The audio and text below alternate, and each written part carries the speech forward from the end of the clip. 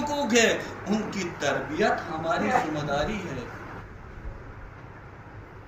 آج کے دور میں ہم نے فقط یہ سوچا ہوا ہے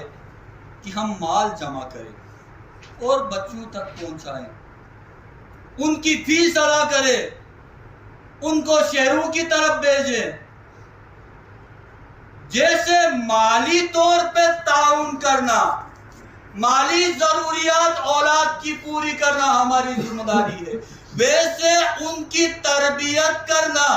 دقیق مسائل پہ توجہ دینا ہماری ذمہ داری ہے۔ بیٹی بڑی ہو جاتی ہے،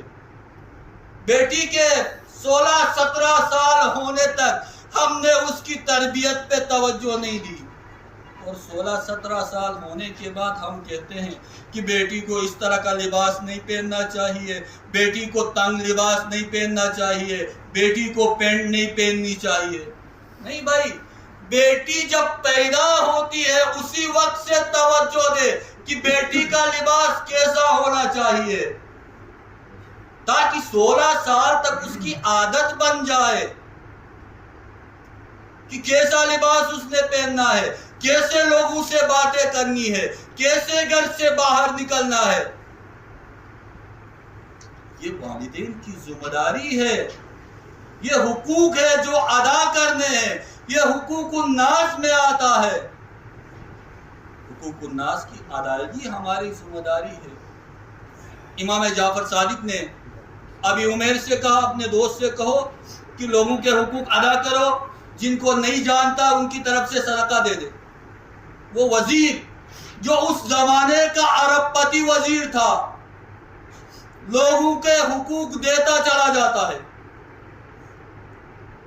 اور جس مال کے بارے میں معلوم نہیں تھا کہ کس کا ہے، وہ مال ان کی طرف سے اللہ کی راہ میں صدقہ دیتا ہے، اور اس کی حالت یہ ہو جاتی ہے کہ ایک مرتبہ مریض ہوتا ہے، تو ابی عمیر کو خبر دی جاتی ہے، ابی عمیر تمہارا دوست مریض ہوا ہے۔ دوستوں سے امداد لے کے اس کا علاج کرا دیتے ہیں۔ دوسری مرتبہ وہ ابی عمیر کو پیغام بھیجتا ہے، میرے پاس جتنا مال تھا اس زمانے کا عربوں کے حساب سے مال اللہ کی راہ میں خرچ کیا ہے، اب میری حالت یہ ہے کہ ایک لباس میرے تن پہ ہے، ایک لباس میرے جسم پہ ہے، مگر اس لباس پہ مجھے شک ہے کہ یہ حلال کا ہے یا حرام کا ہے، اس لیے اپنا ایک